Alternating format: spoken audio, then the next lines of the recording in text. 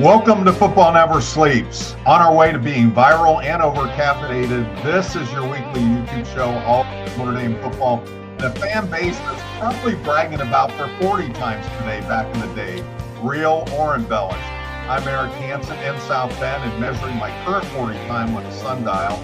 He's Tyler James in LaPorte and probably bragging about his bench press more than his 40. Together we are the word salad avoiding content creators at Blue and Gold, part of a mega team covering the Irish at Beyond 3 Network. On tonight's show, we're going to give you the numbers from the NFL Combine and the backstories, courtesy of our colleague Tyler Horka. We've also got our early impressions of DB's coach Aaron Henry and the freshman early enrollees on offense. We've got an epic tale from Will Schweitzer, recruiting, and of course your questions. So start filling up the question portal. This is Football Never Sleeps.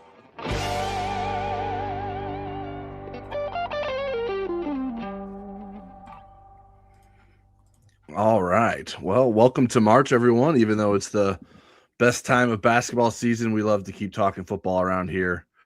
Shout out to everyone who's in the live chat. Jeff, Irish fan, Ray Jean, Mike, and a special happy birthday to Brian. Brian said he figured he'd spend an hour of his birthday here, so we appreciate that. And we'll get to your question here in a little bit. We appreciate everyone spending their Monday night with us. And if you're watching us on replay, that's cool too, even if you're not in the comments. We appreciate you watching us as well. You don't have to comment, though. We'd love to hear from you, but please make sure that you're subscribed to us here on the channel and hit that like button for us. And if you haven't subscribed to blueandgold.com yet, it's a good time to get involved with spring football coming up and recruiting heating up.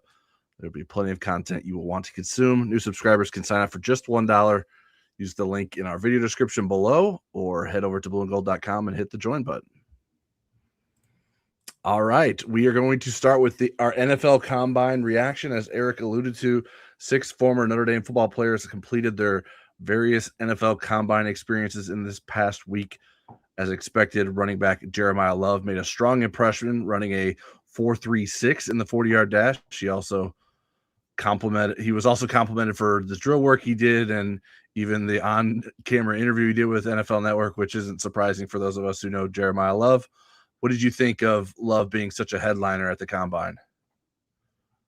I expected it, and I was really excited when he ran that 4.37 with his first 40, because if you remember, that's exactly the number that I picked. You picked 4.38, so we were really close. Yeah. So I was going through trying to see how to edit that clip and put that on Twitter, and then he ran a 4.36. But yeah, I mean, he's an impressive kid, and he's really authentic in who he is, and it's no surprise what he did. I do keep a record of all the 40 times for the Notre Dame guys, both at Pro Day and the Combine, and I run their fastest. So since the 2010 draft, so it's getting to be pretty deep. That was the fastest by a Notre Dame running back in that period. It was the second fastest, behind only Will Fuller in terms of all the 40s that have been run for every position for Notre Dame since 2010. Yeah, I think he's such a great representative of the program, and that goes beyond just his football ability, but to see him go out and do that. And even after the first 40-yard dash, they showed his dad on TV, and he looked a little bit disappointed.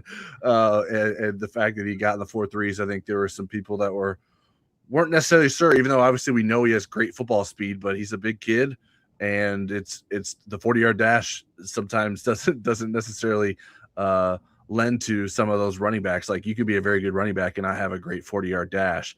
But Jeremiyah Love is a great running back, and he had a great 40-yard dash as well. It ended up being the second fastest this year behind only Arkansas's Mike Washington Jr. So very good showing for him, not just on the field, but off the field as well. One other guy that I thought stood out was Eli Raridon, and that was one way you can sort of measure it is the relative athletic score.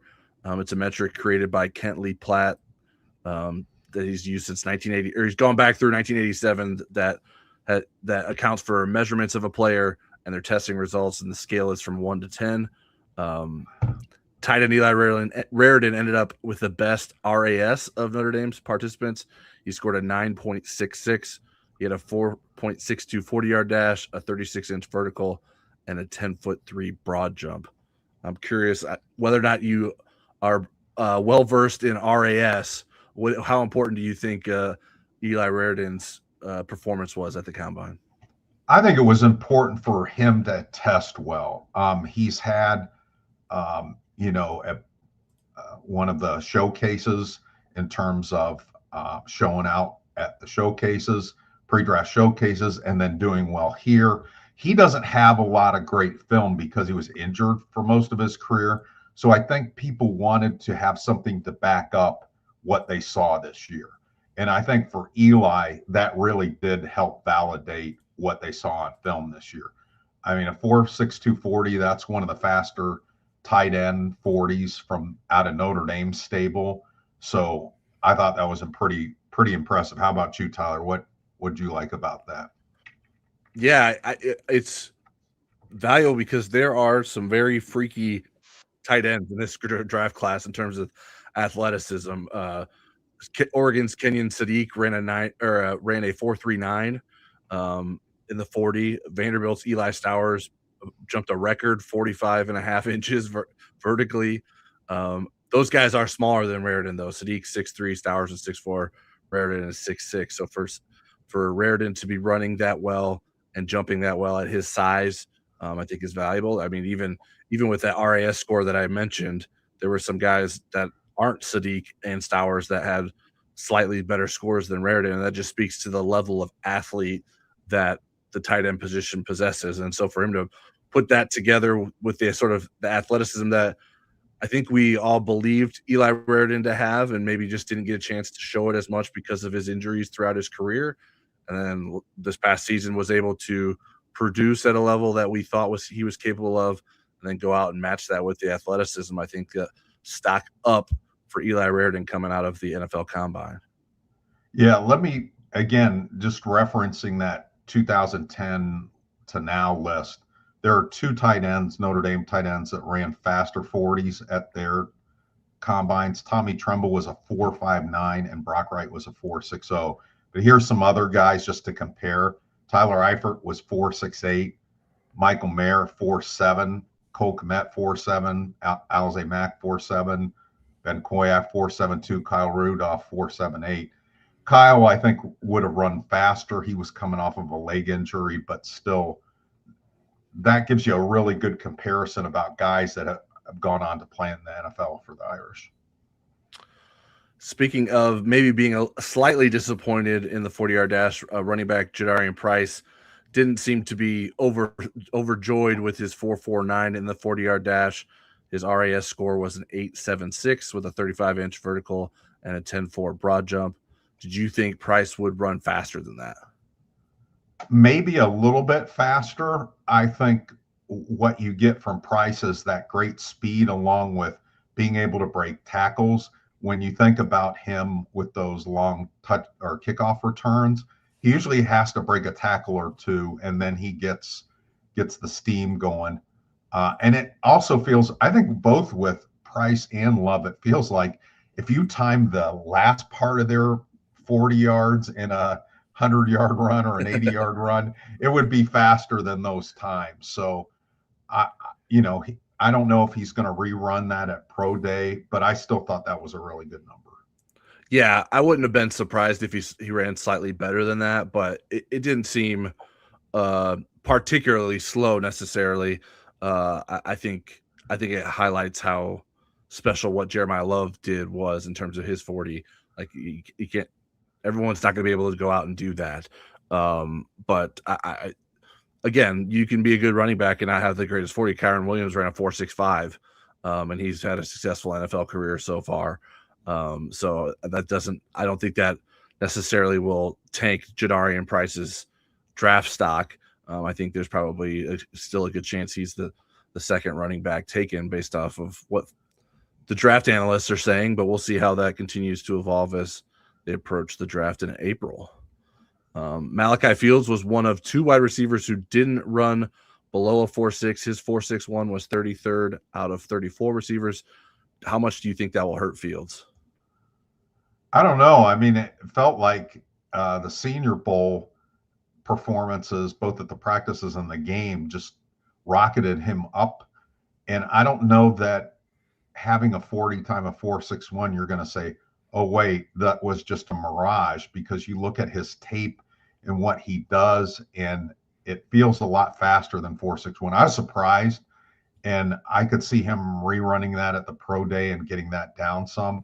But even if it doesn't, I mean, just the way he uses his body, his strength, his ability to get in the air, the fact that he's such a tall receiver. I mean, he had a really good vertical leap. So, I mean, maybe it knocks it down a little bit, but I'd be really interested to see what he runs on pro day. And I believe Notre Dame's pro day is March 24th.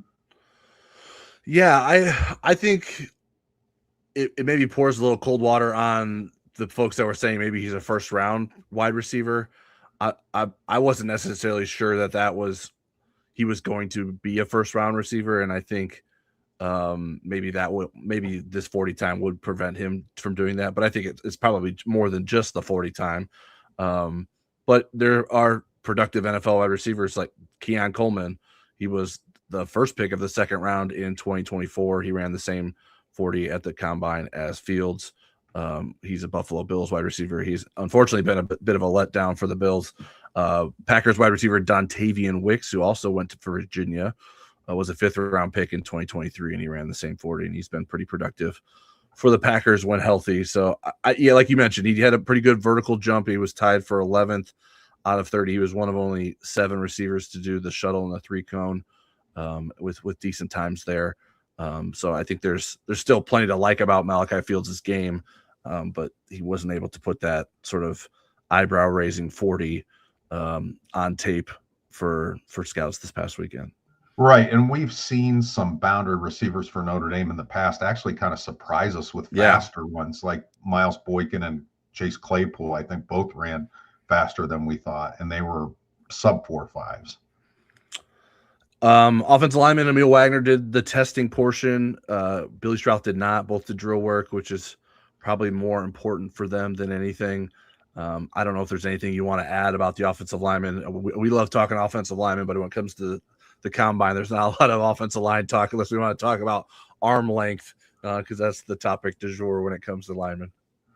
I got a funny story about that, but I'm not telling it tonight. Emil Wagner had the fastest 40 run by a Notre Dame offensive lineman since 2010, at least 2010. All right. At 5.01. Just edging out notable. Joe Alt. Yes. All right. Speaking of the 40-yard dash, one former Notre Dame player made waves at the combine with his fast 40, and that was Ohio State's Lorenzo Styles Jr. ran a 4.27, which was the second fastest time at the combine. What did you think of him making some noise after his younger brother, Sonny Styles, was sort of a star of the combine the day before? That was faster than I thought Lorenzo would run it. I thought Lorenzo would be in the 4.3s. I mean, he was always a great athlete. Remember when he was a freshman and wide receiver at Notre Dame, and people were pretty excited about that. And, you thought about him as a return guy, and then he was going to switch to cornerback when he was still at Ohio State or Notre Dame before he decided to switch uniforms. And I remember Al Golden was pretty fired up when he heard Lorenzo might be coming, but he had trouble translating that to actual football skill until his last year at Ohio State. And so happy for him, and it feels like he's found a groove, but I expected him to be fast. I think it'll be really cool if he continues to develop as a football player and translates that elite speed. Yeah, I never thought speed was a problem. I wouldn't have predicted a 4.27 for him, though. Yeah. He was a bit inconsistent as a pass catcher. And like you mentioned, he found some stability in his career as a defensive back towards the end of his career at Ohio State, playing some nickelback and some safety. It'll be interesting to see what happens with him as a pro guy. I think he was probably a borderline draftable prospect going into the combine.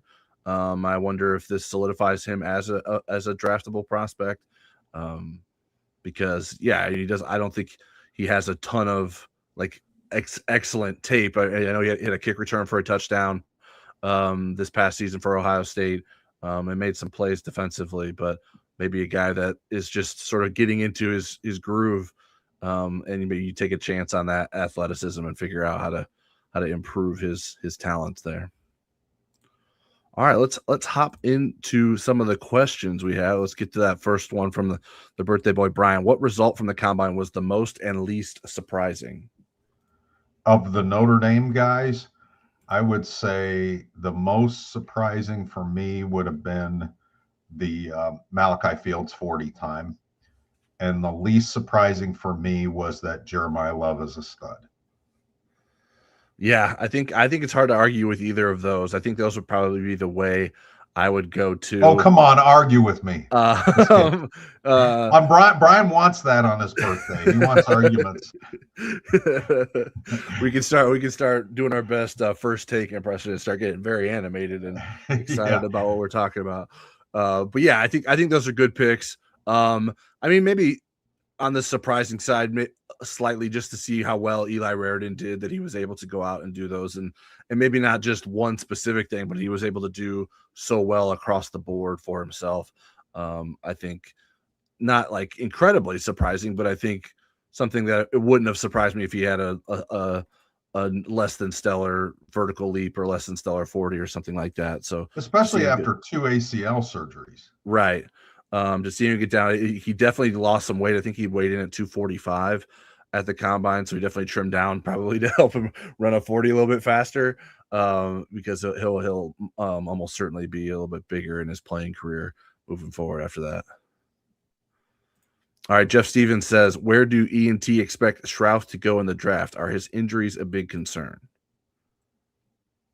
You know, the medicals are a big part of the evaluation at the combine.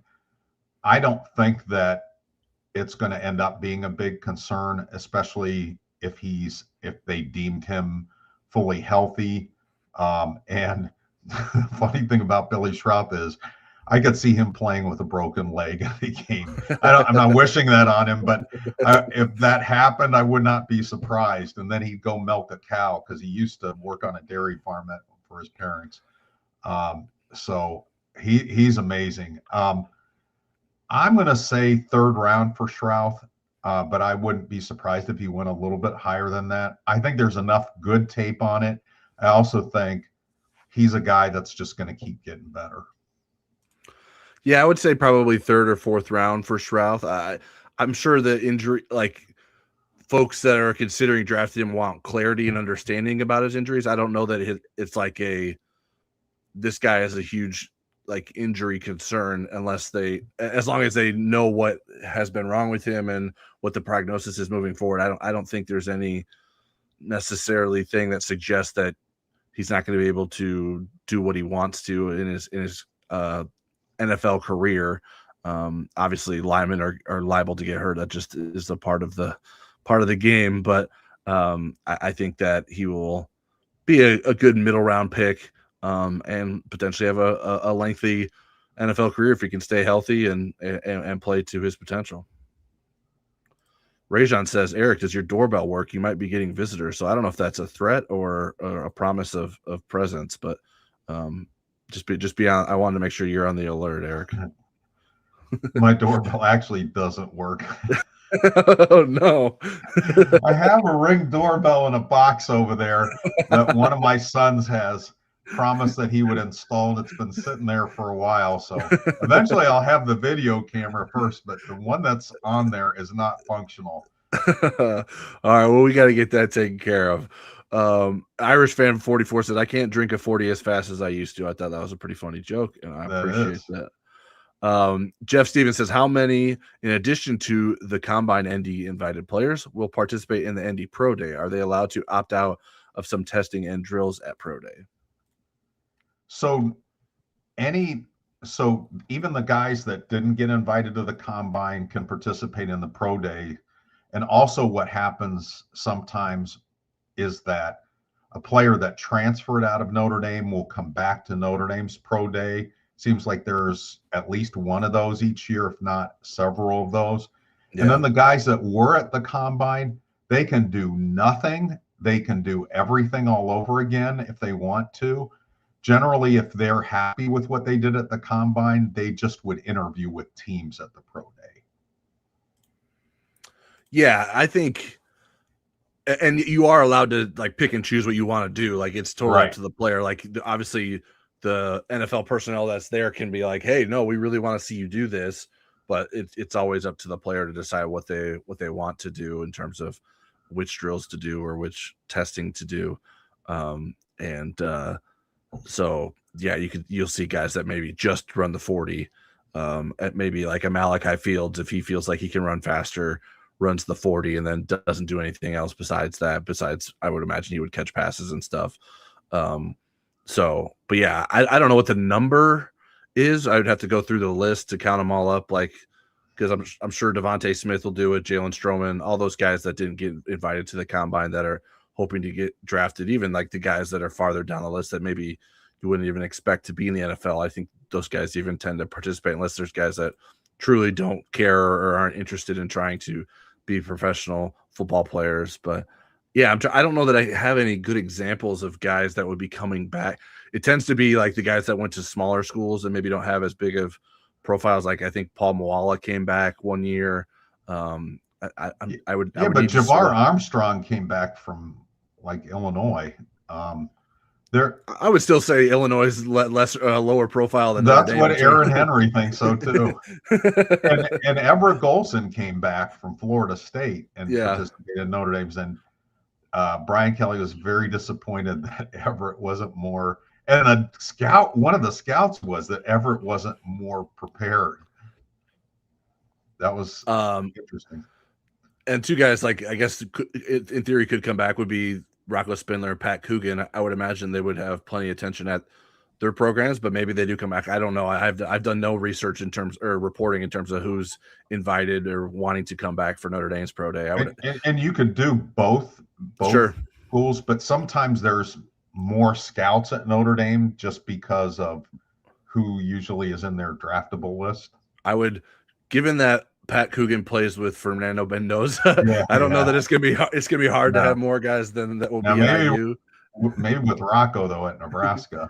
yeah, Nebraska, but they have some good players in Nebraska too. But yeah, I don't know their status, but yeah, those would be the kind of guys that could come back as well. So we will keep you in the loop in terms of when that is. Eric said it's later this month, but in terms of what March 24th, in terms of what information we get in terms of who is participating, we will let you guys know.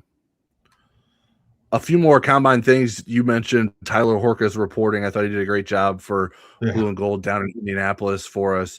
He did a lot of stories, and I know he still has more stories to come this week. He talked to players about Keon Keeley, Quincy Porter, Mylan Graham, some of the guys who transferred into Notre Dame.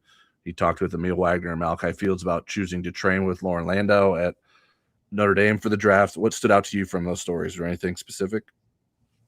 The couple, I mean, I loved all the stories, and I didn't get to read as many of Tyler's stories as I wanted to because I was watching Hannah Hidalgo run her 40 all over Louisville in that 65-62 upset. But and I think she runs it in 3.85. But while dribbling and smiling and taking the ball away from you. But the two that jumped out at me were the Keon Keeley story with the Alabama guys. I thought that was great hustle. It was good to get some insight. And then the story about why the players chose to train with Lauren Lando. I thought that was really interesting because a lot of guys go somewhere else to train. Their agent will set them up in another state and usually have some kind of, and I just thought that was interesting that they had the faith in Lauren Lando to train them. And obviously he used to work for an NFL team, the Denver Broncos, and train Olympic athletes and so forth. So I thought it was really interesting. It's also been interesting to hear the transfers in the early enrollee freshmen talk about how the workouts are with Lauren. you used to get this culture shock feel for strength training, and they're like, no, but he's really helping me specifically with this, and it's really interesting. Yeah, and I wouldn't blame a guy even if they love Lauren Landau to be like, no, I'd rather train in California or Florida in January or February than to stick Okay. around South Bend. But yeah, I think that was a cool insight that both Malachi Fields and Emil Wagner lent to that. Caden Proctor had a quote on Keon Keeley. Caden Proctor, who is 6'7", 352 pounds, left tackle at Alabama. He said of Keeley, he's got one of the better bull rushes that I've seen. And he said that Keeley is a very hard worker and works his butt off in practice. So some high praise there. A couple of quotes from Ohio State guys on Mylan Graham and Quincy Porter. Carnell Tate, a former Ohio State receiver, said Mylan Graham has it all. He's going to be a phenomenal receiver. He just needs an opportunity and needs targets. And he said Quincy Porter is a great contested catch guy. Davison Igbinosun, the cornerback from Ohio State, he said he expects them to be successful at Notre Dame. He said he's seen them make outstanding catches, crazy catches. So some high praise from those guys, and curious to see what else Tyler has up his sleeve the rest of the week over at blueandgold.com. So make sure you're over there reading those stories to check them out. Tyler, I'll share this. I was talking to someone in the business that had scouted Mylan Graham, and he said he compared him to Malik Neighbors, and my jaw dropped. And I said, really? I said, I need to see that in spring ball. So there may be a different football crush. If that's a real comparison, I need to see that first, though. I'm pretty sure Dre Muhammad, who's a trainer in Fort Wayne that worked with Mylan Graham, former football player, he played at IU. He spoke to Jack Soul for a story, and I'm pretty sure he compared him to Jamison Williams, who was a guy that transferred out of Ohio State and had success at Alabama and is a receiver for the Detroit Lions in the NFL, who has had success on both levels. So that's another lofty comparison that Mylan Graham has received. I remember Mylan Graham when he showed up at an Irish Invasion camp. He was probably like a sophomore, and I was like, I don't know who that kid with the purple gloves is. He's not even on any of these lists I've received, but there's something special about that guy. Yeah. Turns out it was Mylan Graham. So Notre Dame didn't get him to come here out of high school, but to get him on this roster and get him in this wide receiver group is something that will be intriguing for this upcoming season. Now, we weren't in Indianapolis last week, but we were over at Notre Dame on Wednesday when we had a chance to interview both some early enrolled freshmen on the offense and new Notre Dame defensive backs coach Aaron Henry. What were your first impressions of Henry? Wow, he is a talker. Mike Mickens was very reserved around the media. Aaron Henry would still be talking if they hadn't told him that it was time to step away from the podium. And it's really neat because he has a lot to say. I could see why he would be a great recruiter. I could see a lot of things that I like about him. Probably the thing that impressed me the most was when he saw how much talent Notre Dame had in the defensive backfield. He called Mike Mickens and said, what's the best way that these guys learn? Are they film study guys? Are they visual guys? How did you get the best out of them? And I thought that was really impressive for him to make the call and impressive for Mike Mickens to help him. I thought that was really cool. Yeah, I would agree. I think that was a pretty cool story. Like you mentioned, he talked about a lot of things and a lot of things at length. He talked about the fact that some of these guys he didn't have a lot of familiarity with because they weren't recruits that would get back to him or felt like they were above Illinois. He said he was talking to Christian Gray about not being very responsive, and Christian Gray blamed his mom for weeding out Illinois of that. He was raving about the talent that he inherited and some of what he knew coming into it and what he's seen in terms of the skill set and the length of these guys. And one quote he says, if I can take a 0-star recruit like Devin Witherspoon to help develop into a top 5 draft pick, I only imagine what I can do with guys who are walking in here that are pretty highly talented. So that was pretty cool. He mentioned his wife is his secret weapon in terms of helping figuring out ways to reach these players in terms of teaching them. She's a clinical psychologist, and so he likes to give her opportunities to talk with them, and she could talk to them for 5 minutes and then have a good read on the player and give him some advice on how to best coach them and teach them. So I thought that was pretty interesting too. Yeah, I think a couple of other things that jumped out at me in the interview there was, and there were a lot, was what he's thinking about with the nickel. I mean, Christian Gray is in play. That doesn't mean Christian Gray will be the nickel, but it's something that they want to look at. He also was so impressed with the depth of the talent there, and the fact that he has a connection like Charlie Partridge does to Chris Ash. You know, Chris was his coach at Wisconsin, his defensive coordinator at Wisconsin his last couple of years as a college player. And then he coached for Chris Ash before. And so there's a lot of things where they're talking about scheme. Can we get more safeties on the field? Can we get more corners? Are there packages where that makes sense? I thought that was pretty cool. All right, let's get into some of the other questions we got here. Brian asked, is Mike Singer back for your Wednesday show, Eric? Love to watch 2 shows a week if I can. Yes, he is back, and he was telling me that he missed me today, and I almost believed him. No, he does. He does. He's back, and I'm looking forward to that too. Yes, we will have the Wednesday Notre Dame football show at 8 o'clock on the Blue and Gold YouTube channel. Yeah, make sure you're subscribed to both channels if you aren't already. Rajan asks, how many Notre Dame guys get drafted? What order and round? Okay. Well, I think the 6 that were there will all get drafted. And I think we talked about the order last week. And then I think there's chances for other guys to get drafted too. So let's talk about those 6. Love first round, Price probably second. Malachi probably second. Schrouth, we thought maybe third. Emil, I'm guessing fourth. Eli, maybe fifth or sixth. Am I missing somebody? No, I think you got all of them. All 6 of those, unless there's someone else beyond those 6. Yeah, and then maybe there's somebody like Jalen Stroman that sneaks in the 7th round. Again, he is a guy. I know Dane Brugler, the athletics draft analyst, really liked him going into the season, and his Pro Football Focus numbers for when he did play were really good. It just happens that so were Adon Schuler's and Tay Johnson's and Luke Dalich's.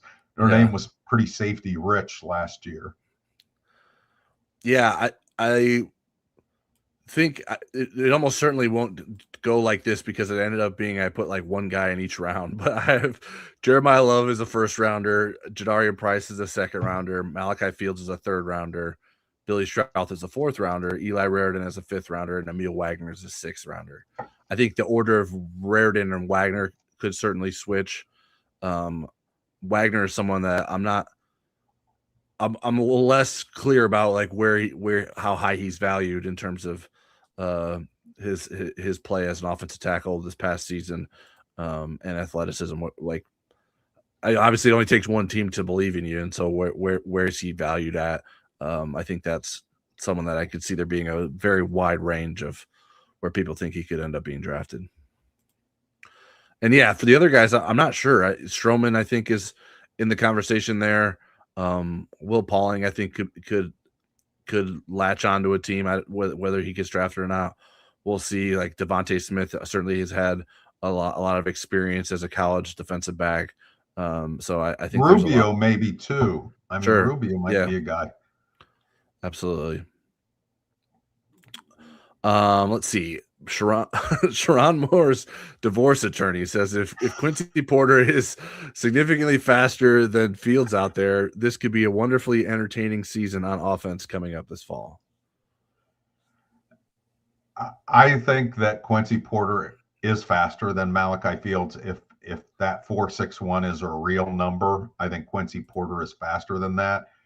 But Malachi Fields was a pretty polished guy. It'll be interesting to see how quickly Quincy gets to that point. I think he has a higher ceiling than Malachi, and people I've talked to that have scouted Porter also think that.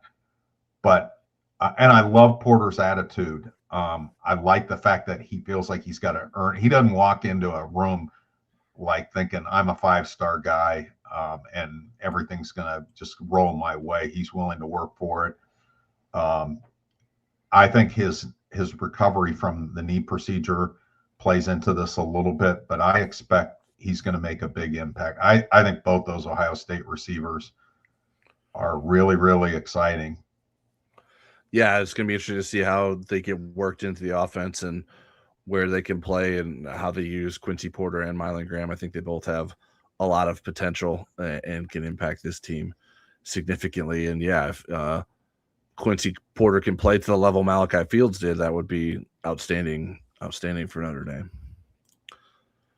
I think we got one more question here at least. Sid Irish says, is Love top 10 now? It's just what teams need when you look at, I mean, you watch all the NFL shows right now, people are saying Jeremiyah Love's the best prospect in the draft, but he's not a quarterback.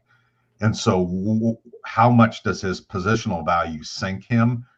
In all the mock drafts that I've seen lately, he's still in the top 10. It's just who needs a running back, who wants to use a top 10 pick on a running back. Somebody will.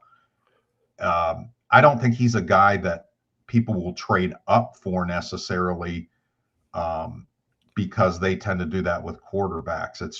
It'll be really interesting to see where he lands after the top quarterbacks. Yeah, it seems like the 8 and 9 range are the two teams. That's the New Orleans Saints and the Kansas City Chiefs that are the most running back needy among those top 10 teams. I think New York Giants is a team that people are theorizing, like maybe Kim Scadaboo, who had a great rookie season but got hurt. Maybe they want to go all in with another running back. I would be a little surprised by that. But I think I would be probably. It seems pretty certain that Jeremiyah Love is a top 10 pick. He's certainly of the talent level. But like Eric mentioned, yeah, you wouldn't think that someone will trade up for a running back. It just doesn't happen for that position as much. But Jeremiyah Love is a special running back. So if someone's going to do it, that would be the kind of guy that you would do it for. Scott Fegan says, what would keep Carr on the team in 2027? Bad season, injury, just missing championship. What are your thoughts? I think CJ Carr, the way he thinks, if he thought a year of college would make him a better quarterback for the long run, he would come back for that. I think that would be the driving force because I think he'd love to win a national championship for Notre Dame. I think he's a team first guy. He loves Notre Dame. He loves playing for Marcus Freeman, Gino Guidugli, Mike Denbrock. So for me, again, he's a very cerebral, very thoughtful young man. And I think it would be about his development. If he thought I can get better, I could be a better version of myself going into the NFL than I am now. Yeah. And certainly a national championship, chasing a national championship is tends to be a part of the conversation for everyone that's making that decision. Whether or not it's enough to push them in that one direction it is varied by person. But I suppose there could be a chance that if he has a good season, but maybe isn't the best version of himself and Notre Dame comes up short, that he would want to come back. I wouldn't predict that to happen, but it certainly could. And we'll see how that. Obviously, he's got to play to the level that we expect of him to have that decision to make. But I would expect this is a decision that he'll have to contemplate after the 2026 season. I'll tell you, and guys will surprise you too. The most unusual one for me was Manti Te'o. He was ready. He was, I think, at one of the awards places. I think it might have been the Lot his junior year. And he was talking to his parents, and they were leaning toward going after his junior year. And he got stuck in his mind the senior day hugs and stuff like that. And he said, that got to me. I wanted my parents to be able to do that. I wanted to be able to do that. And that drove him more than anything else towards a senior year. And can you imagine Manti Te'o not being on the 2012 team and how different that changes Notre Dame history? Yeah, that would have been very different for a lot of people. Obviously, Manti included there. Let's talk about those early enrolled freshmen on offense that we were able to speak to. We had a chance to meet with all but, I believe, Dylan Faison and Javian Osborne were the two offensive players that did not make it there. Obviously, Faison's pretty busy with lacrosse, and Osborne, we were told, had some class conflict, but we should be able to talk to him this week when the defensive players and a special teams player get to speak with us. Who among those interviews stood out to you? What would you like to highlight about the early enrolled freshmen? Well, I did 3 stories, and I'll talk to you about the 3 stories I did. So I really wanted to talk to Devin Fitzgerald. Just thought he had an interesting background with his dad being a pending NFL Hall of Famer, but also a guy that was really ascending as a senior out at Brophy Prep in Phoenix. And I wondered what these guys thought. And I also talked to Kadon Finley about this a little bit too, what those guys thought about Quincy Porter and Mylan Graham joining the team. And did they even know that that was a possibility that Notre Dame was going to go in the portal? Because they brought in 5 freshman receivers and they had a bunch of guys coming back. Yeah. And I loved his attitude about it. He's like, they're great guys. We're studying the playbook with them. Why not go out and get a couple of 5 stars out of the portal if you can? It's allowed. I mean, he was just really cool about it. He just felt like it was going to make him better and that his time would come when his time came. But he's an ascending player. He was really, really mature. It's like, where do these guys come from that are so mature? It's like, I was like, oh, I can't wait till I can buy a beer. You know, I mean, that's me at 17. So me at 32, but well, I had my first beer with orange slices in it. I had never had a Blue Moon before. That was pretty good the other day. Yeah, I had a chance to interview Devin. I think it was over the summer. I did a story on sort of the retreat that they did with his family and a couple of receivers, Caden Finley, and I think there was someone, maybe it wasn't someone else, but Noah Grubbs was there too. And they all got together up in Minnesota and hung out and threw passes together and stuff. All those guys are impressive. There's a lot of it. I mean, it's cliche for those of you, if you have followed Notre Dame football and Notre Dame recruiting, like, we're pretty lucky in terms of the kids that we get to talk to as high schoolers. And when they get to Notre Dame, they're pretty advanced in terms of their willingness to speak to us and preparedness to speak to us. And so it only helps these guys that Notre Dame is willing to put them out there as freshmen just a month into their college careers and articulate why they're here and what they're working on. And there's always good stories that come out of that. Another guy that I talked to was Jonas Walton, super mature kid. And it was really interesting how much Marcus Freeman's choose hard mantra played into his recruitment and in his early time here at Notre Dame. He wanted to be challenged. He wanted something that was hard. He wanted to be out of his comfort zone. He's kind of always embraced that. He played a little defensive end his senior year, and he said, wow, that was really weird. But it helped him understand how to do the pass pro on the other side of the ball when he's a college running back. It helped him with that.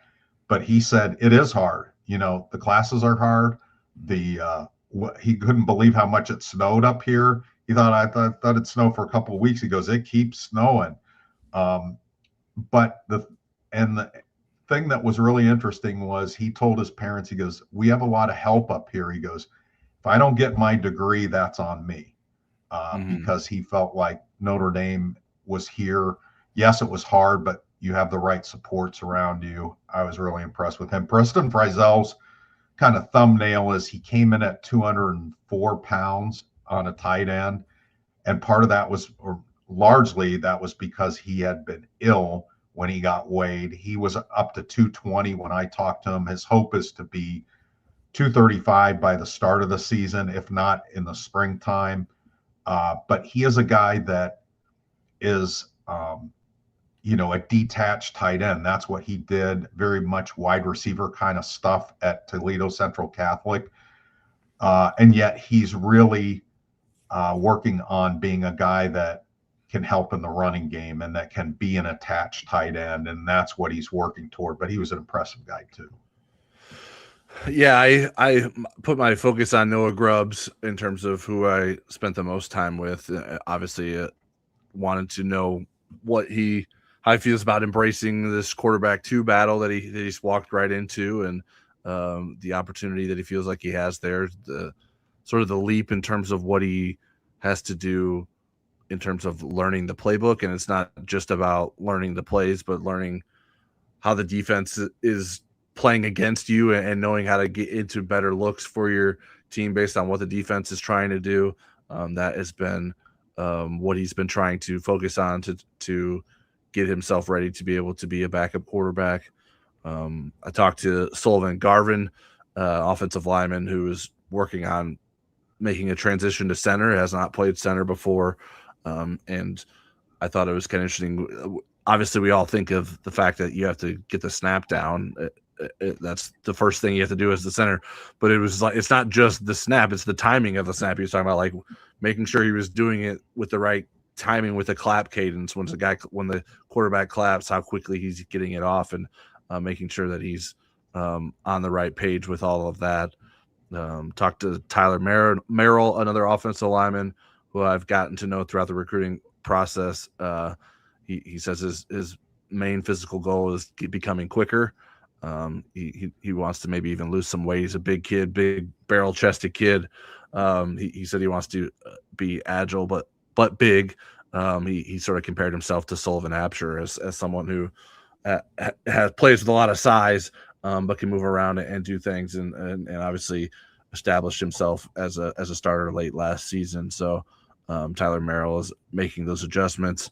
I read through some of the transcripts and some of the other guys. I thought it's interesting. Braden Robinson talked about as soon as he touched down on campus, he made sure to talk to both Marty Biaggi and Mike Brown and let him know that he's interested in being a returner on special teams. And so that is some way that he will try to make an impact as a freshman.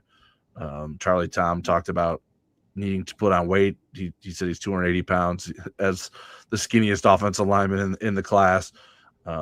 Grayson McHugh, I was able to talk to before he enrolled, and just the physical transformation he's gone under already. And he talked about the importance of technique and how that translates at a level like Notre Dame, because you can get away with things when you're maybe not following the best technique as a high school player, but you're just so much physically talented, more physically talented than the person across from you. But that's not always the case when you're playing in college. So a lot of good stuff from the offensive players that are early enrolled, and we'll get to talk to those defensive guys this coming week.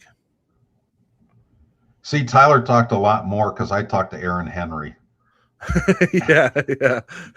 Well, when I see an offensive lineman sitting by himself, I can't help myself. I had to go. I was like, oh, okay, Sully, I'll talk to you. Okay, Tyler, I'll talk to you.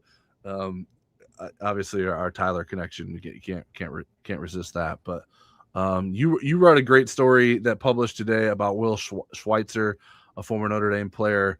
Can you walk our listeners through that story? If you haven't read it already, I would encourage folks to do that over at blueandgold.com. It is, I know it's something that Eric spent a lot of time working on, and I was finally able to get it out today. I was really happy how it turned out, and it's largely because Will Schweitzer is an amazing interview with an amazing life. I got the idea for the story from Jay Hayes, actually, who is working at Notre Dame in fundraising for the athletic department. And Jay suggested this and kind of put Will and I together. And it took me a while to get to it, not because it wasn't a really interesting story. It just, the timing is right now. So the the premise of the story for me, what made it really interesting is here's a guy that had a couple of chances to transfer and didn't. And by staying at Notre Dame, it changed him and it changed Notre Dame profoundly. And that's not to say that it's never right for somebody to transfer. This is just an instance where it worked out. And this is what can happen when you kind of stick with things. And just the adversity he went through.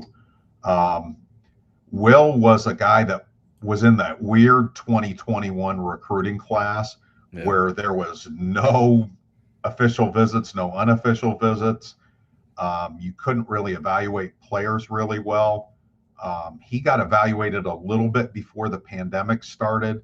He was a 6'4" defensive end in Los Gatos, California. And he comes to Notre Dame as a defensive end, early enrollee, ends up enrolling at 204 pounds. And so he ended up, putting on some weight and playing, I think, at about 220 his freshman year. But it was a miracle that he played at all because I think it was the 7th or 8th spring practice. Michael Carmody, big tackle, landed on him awkwardly, and he had a broken leg, torn knee ligament, and some other injuries from that, a torn quad, or an injured quad anyways. I'm getting all the medical terminology wrong now, but and that wasn't even the worst of it. So he goes through his freshman year, plays a few snaps toward the end of it. They moved him to linebacker in the offseason when they changed defensive coordinators. They thought, well, you're pretty light for a defensive end. Let's try you at linebacker. And he was a little frustrated that things weren't moving a little bit quicker for him. It wasn't a position he had played very much.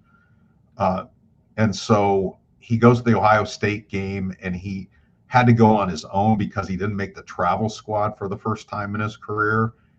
And he gets home and he starts being dizzy and he's dragging to the left when he's walking, and he thinks that he's talking and no words are coming out of his mouth, and it turns out he has a stroke. And it took them a while to kind of figure out why a guy that healthy and young had a stroke. He ended up having a hole in his heart, and Marcus Freeman said, you know what, we're not going to, this was after a while. He was very compassionate because Marcus had a heart condition that ended his career. And he goes, your career here is over as a football player. There's just too much risk. He goes, there's probably other schools that'll look the other way. And Will was in the hospital, and he just decided, I came to Notre Dame in part to play in the NFL, but I also wanted to leave Notre Dame a better place than I had found it. And he decided to keep that second promise and stay at Notre Dame.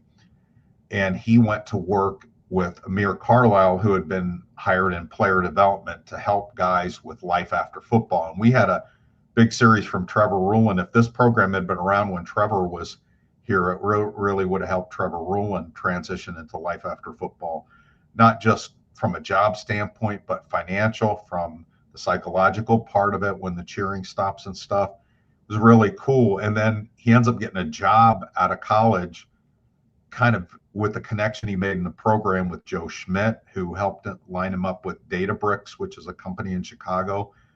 And then the other interesting thing was he went for a follow-up exam more than a year later after this all happened, and the hole had healed, and he was cleared to play football again without anybody looking the other way. And at that point, he could have transferred, and he didn't. And it just was interesting how not only it transformed his life, but the ripples that went to other lives because of him. I'm getting choked up talking about it because he made that. I can't talk anymore, but it was really a cool story to do. I'm going to stop. No worries. Yeah, I think it's always interesting to learn about where the journey takes these guys in terms of playing college football, and it's not always more football, right? Most of the guys don't end up playing more football. And what do you decide to do from there? And to obviously the fact that he was able to feel welcomed to stay at Notre Dame and feel like this is a place that he could make an impact. And there was a way for him to do that without being a football player speaks to sort of the environment and culture around Notre Dame. And then obviously the want and desire to impact others and help them with their journeys is certainly a selfless act and something that I'm sure plenty of people will know about Will Schweitzer within the program and within Notre Dame that maybe people who didn't read your story today or listen to us talk about it right now wouldn't know much about who Will Schweitzer is just because of the way his football career panned out. But obviously that does not limit his ability to make impacts in other ways. Thank you. No problem. I'll wrap us up here. I think we got a couple questions here. Jeff Stevens says spring practice starts when? March 20th. And Joe Long says, I like Faison at punt returner, and I wonder if the coaches would try Aeneas Williams as kick returner. If not, I'd look at one of those freshman running backs on kick return, but that's pressure as well as not leaving a red shirt option. Yeah, and that red shirt option is a bigger deal once again now that guys are tending to stay for 5 years sometimes. But I think if you have somebody that can help you that much, you would use them. I like Aeneas Williams as a kickoff return possibility. I think there's going to be a great gong show for both of those positions where you have a lot of guys trying out and including some on defense. I think like Aiden Pouncey, Dallas Golden. I think there's some guys on defense that will be in the mix to do that as well for both of those positions. Yeah, I think there are a lot of talented DBs that have return history in high school at the very least, and I think there's a lot of defensive backs that'll play. So yeah, I wouldn't be opposed to seeing someone like Dallas Golden back there too. I think there's a lot of different options. Both in that defensive back room and in the running back room. Maybe one of the receivers is adept at. I know Jaden Greathouse is someone that has done punt return stuff in the past, and maybe you can get him involved in kick returning. I don't know how that'll play out. I would be a little surprised if Aeneas Williams as the number one running back was the kick returner, just because you'd have to have a lot of confidence in 2 through 3. Like I guess the next guys up that can step up in terms of being running back. And I'm not, to me, at least going into the season, I think there's a clear gap between Aeneas Williams and the rest of the guys. And so I think if you're Jaywan Sider, you'd want to be confident that maybe there isn't that gap that we perceive between the number one running back and the rest of the running backs in the room. All right. Let's get into some recruiting real quick. I ran the first edition of the Heat Index is continuing. Last week I finished up the offensive side of the ball. I thought I would run through which position on that Notre Dame, which positions Notre Dame's in the best shape in. To me, I think tight end and offensive line, as I went through the Heat Index process, look to be the positions in the best shape. There's some high profile tight ends that are giving Notre Dame a lot of attention. Jackson Dollar, Seneca Driver, Malik Howard. Those are names to watch moving forward. On the offensive line, Cameron Wagner, Luke Starcevich, Leighton Von Brandt, Albert Simeon, who's a 5-star out of Louisiana. Those are all guys that are high on Notre Dame. So I think there's a lot of potential there and a lot of momentum for Notre Dame as it relates to tight end and offensive line recruiting, which shouldn't be that surprising, right? Those are positions that Notre Dame has a lot of success recruiting at. And obviously there's not coaching turnover at those positions right now either. If you want more details on those guys, that you can find those in the Heat Index stories that ran last week. In terms of positions with the most work left to do, I would say probably wide receiver and running back. At wide receiver is sort of Julius Jones Jr. as the top guy that's both talented and very interested in Notre Dame. And I think there's a drop off after that. Quentin Burrell out of Chicago is someone that has been maybe trending away from Notre Dame as of late, but still interested in the Irish and wants to get back on campus. Cade Cooper is a new name to know. Recently got an offer when he visited in January and plans to get back to campus, and they're continuing to offer guys. So I think that speaks to the openness at the position in terms of there not being a lot of clear and obvious eventual commits at that position. And then in terms of like the heat index that I used, I didn't have anyone above medium for the running backs. There's a number of names to know, but I don't know that Notre Dame's like on the verge or very close to landing any of these guys. So whether it's Trey Segara, Noah Roberts, Lathan Wisenton, Wayne Shanks Jr., or Isaiah Rogers, those are some of the names to know, guys that are expected to get on campus either this spring or into the summer. But some tough competition. Those are guys from in the South and in Texas and Arizona. So a lot of big time schools coming after those types of prospects. All right. I don't think I have anything else. Anything you want to add before we get out of here, Eric? Thanks for everybody. I saw Ray John. Thank you for your comment there. Happy birthday to Brian Habermill. And I'm going to go run a 40. All right. And I'll see if I can find a 40 to drink. All right. See you, everybody. Thanks. Have a good week, and we'll see you next week.